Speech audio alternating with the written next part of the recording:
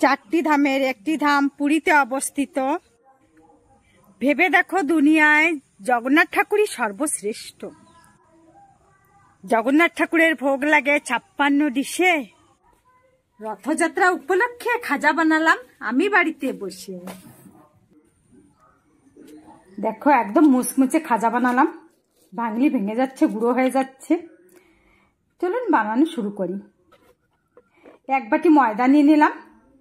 এখন ময়দাটা চেলে নেব। একটা থাল রেখে উপরে চালনিতে ময়দা দিয়ে চেলে নিলাম, আর দিয়ে দিলাম সামান্য লবণ আর ঘি দিয়ে আমি মেখে নেব।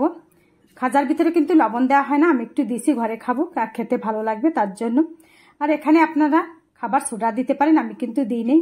আর ময়দা আর ঘি ভালো করে মাখিয়ে নিয়ে দেখলাম মুঠ হয়ে যাচ্ছে, তখন বুঝতে হবে মাখা হয়ে গেছে। এখন অল্প অল্প জল দিয়ে আমি ডো বানিয়ে নিলাম, ময়দাটা মেখে নিলাম। এখন 15 মিনিটের জন্য রেস্টে রেখে দেবো।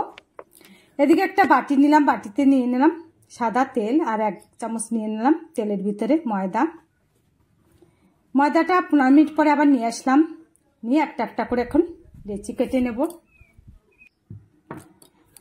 লেচিগুলো সব আমার কাটা হয়ে গেছে, 5টা লেচি হয়েছে। এখন বেলুন ফিরেতে নিয়ে সামান্য একটু শুকনা ময়দা দিয়ে বেলে নিচ্ছি।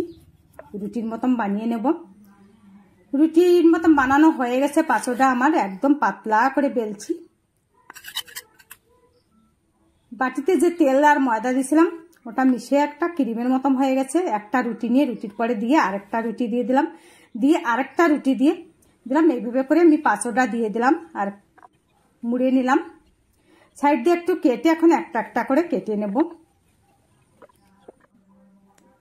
কাটা হয়ে গেছে, একটা থালে উঠায় নিলাম। এখন একটা ওই বেলুন ফিরেতে দিয়ে হালকা হাতে একটু প্রেসার দিয়ে আমি একটু লম্বা শেপ দিয়ে নিলাম। এইভাবে করে সব কটা দিয়ে নিছি। কড়াইতে 1 বাটি মতন চিনি দিছি, আধা বাটি জল দিছি, 2টো এলাচ দিলাম, দিয়ে চিনির শিরাটা বানিয়ে নেব। আর একতার হয়েছে তখনই আমি নামায় নিলাম। আর শিরাটা আরো না জমে তার জন্য দিয়ে দিলাম লেবুর রস, আর একটা থাল দিয়ে ঢেকে রেখে দিলাম। চুলায় আবার তাওয়া বসায় দিয়ে দিলাম সাদা তেল।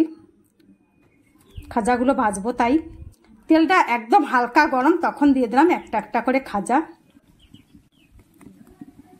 হালকা আছে ভাজতে হবে, উল্টে পাল্টে আমি 3-4 বার করে উল্টে পাল্টে লাল লাল করে খাজাগুলো ভাজিয়ে নিলাম। একদম হালকা আছে। আর দেখুন কতটা মুসমুস হয়েছে, কড়াইতে শব্দ হলো কিরকম। আর শিরা আমি একটু উপর দুপুরে দিয়ে দিলাম। এইভাবে আপনারাও বানিয়ে নিতে পারেন,